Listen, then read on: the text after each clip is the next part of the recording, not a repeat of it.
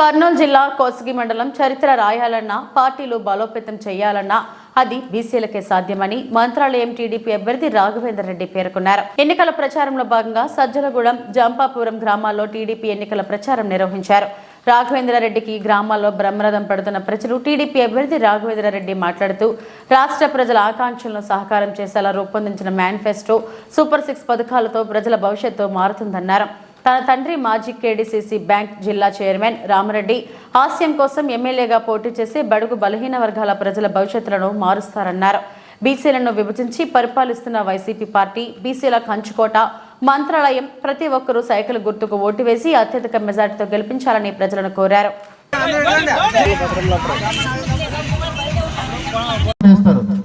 నేను ఒకటే మాటిస్తున్నా, నేనేదో దాచుకోవడానికో దోచుకోవడానికో రాలా.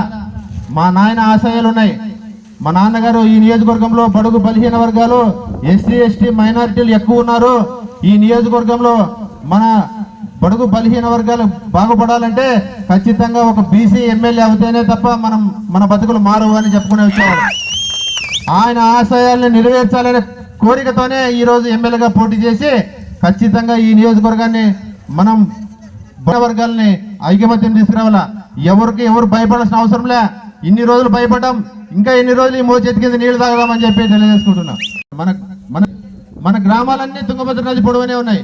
కనీసం రెండో మూడు ఎస్ఎస్ ట్యాంకులు కట్టి నీటి సమస్య తీర్చలేని పరిస్థితి.